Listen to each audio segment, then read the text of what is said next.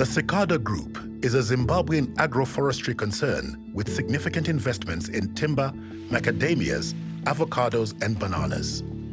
Over the last 20 years, we have built a strong and stable platform with over 20,000 hectares of productive agricultural land, 10,000 hectares of conservation areas, and we now have over 1,000 employees.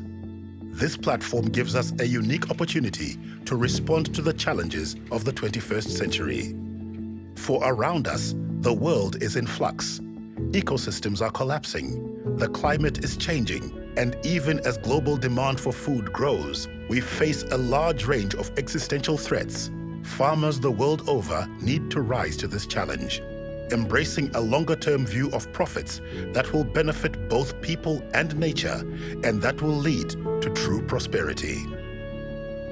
After all, agriculture is foundational. Everything we eat comes from the earth. The way we farm has the power to do great good or irreparable harm. Of course, true prosperity can only be achieved in the pursuit of clear financial incentives. But we must not view profits in isolation. When driven only by profits, farming degrades soils, pollutes rivers, damages ecosystems, emits carbon, and drives deforestation. We too have played our part in this.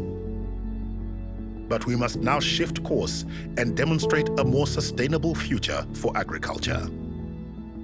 We are an important part of an ecosystem, an interdependent group of businesses, communities, habitats, and creatures. To be truly sustainable, the whole ecosystem must flourish. We only have one planet. We need to look after it. Our estates lie in the eastern highlands of Zimbabwe, which hosts 3 IUCN important biodiversity areas and several of Zimbabwe's key national parks, forests, and botanical reserves. Our footprint covers major river systems like the Pungwe and Rusitu rivers, and our estates contain important islands of remnant rainforest. These forests act as critical carbon sinks, and they also regulate water supply and contribute to healthy river systems. These fragile ecosystems host a wealth of plants and wildlife, but they are under increasing threat. Invasive weeds like bee bush and lantana are spreading fast and will soon overwhelm the few patches of forest we have left. That is why we formed restoration teams to clear dangerous and invasive exotic species from our estates. This has all been cleared, this whole area through here. 3 months ago, it looked like Mordor. It was so dense with exotic vegetation. So it's taking a while to recover, but it's getting there. Look at this. Can't believe we've got seeds from indigenous plants already. Those saplings have really sprouted up since then. Look how quickly things can bounce back. Just amazing. The cleared invasive weeds are then removed and chipped with a mobile chipper to be made into compost. The compost is turned regularly, and when it is broken down, it is applied to our plantation trees, reducing our fertilizer usage. Of course, making enough compost for our large plantations is a huge undertaking, and we have only just begun this journey. But reductions in toxic chemical use leads to healthier soils, and this is one of our key aims. I think that the whole idea of monoculture is what we're trying to address. Get pest build-up, get disease build-up, and it just gets worse and worse each year. This is why we have begun to trial regenerative agriculture techniques. We understand beyond a shadow of a doubt that that's what has to be done.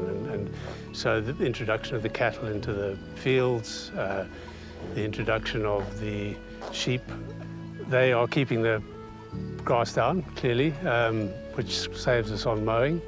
They're providing manure for the compost.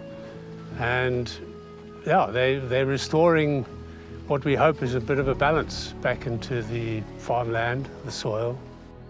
We're also experimenting with improved pest management using poultry, like turkeys, which control harmful pests and minimize the need for dangerous pesticides.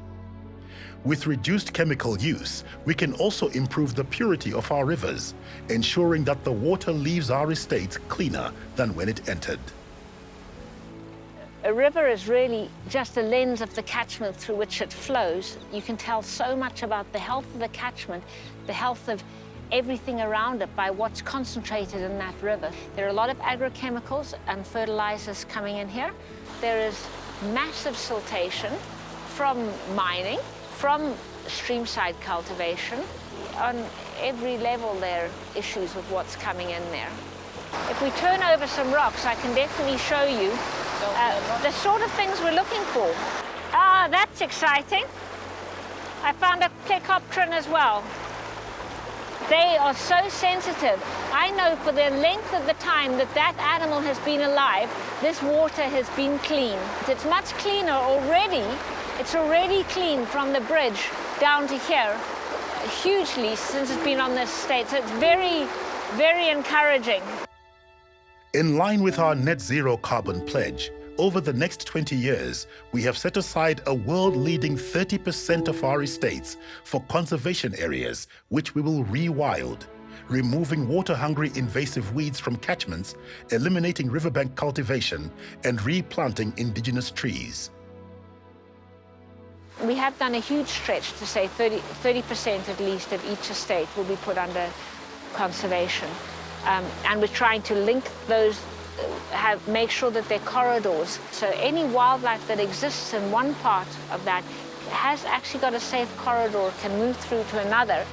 This means ecosystems will regenerate, dried up streams will flow once more, and islands of forests will once again be linked to create wildlife corridors, restoring the balance between man and nature.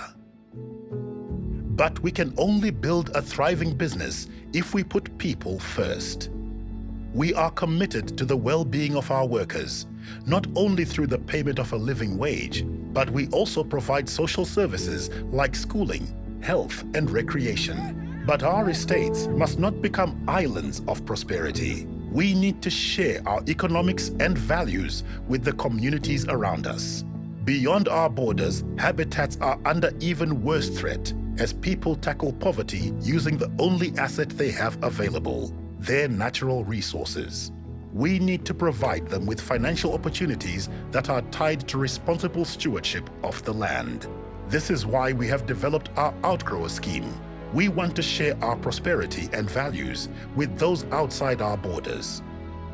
Dennis joined the scheme this year, where he receives grafted export-quality Haas Avo trees, which will hugely increase his income, in exchange for which he must clear invasive exotic species like lantana and bananas from the riverbeds, replant indigenous trees, and protect the natural bush. In a few years, he will supply us with export-quality fruit. Our supply chain will be expanded, and his forests and streams will regenerate. Ini ndakabva ndatotema mabanana ari mudhuze nerwizi kuti ndiwe nechidakadaka chekuzvara miti yemusango kuti rwizi rwedu ruchengeteke mupopi river. Saka tikasima miti mvura yedu inodzoka pachinyakare zvayanga iri kare kare. Uye kana wazvara miti ziva kuti manje watoita kukama nezvipuka zvesango. Dzingave shiri dzinowe kana dzikauya dzikamhara miti so haubvumirwi kubaya shiri idzodzo ishamwari. To drive change, we need to educate and inspire the next generation. Moses lives on the Katio estate. Every morning he walks to school at Chisuko Secondary School, where field officers like Tilda teach the students about conservation agriculture and ecosystem regeneration. I work with the agricultural teacher, so I'll be teaching the kids conservation farming. Nhasi tadyara miti tikaisa mulching mubeans. Saka tagadzira compost manure yedu. Ndinonzi Chantel. Ndiri head girl paChisuko Secondary School. Totema lantana just because hapana mumwe miti inozokwanisa kumera pasi payo or even pa area inenge iri. And indigenous trees tinoidyara kuti tiwane mweya kufema. Pazvandaona miti ikatemwa panoitika soil erosion. So it is the best kusima miti yakawanda than kutema. It feels so good to come back to this school. I need to teach the kids. You need to pay back to your community. The task before us is huge. It requires both significant investment and a commitment from all our stakeholders. So our strategy has been designed not only to make long-term business sense, but also to enhance the lives of the communities we depend upon and to look after the earth for future generations.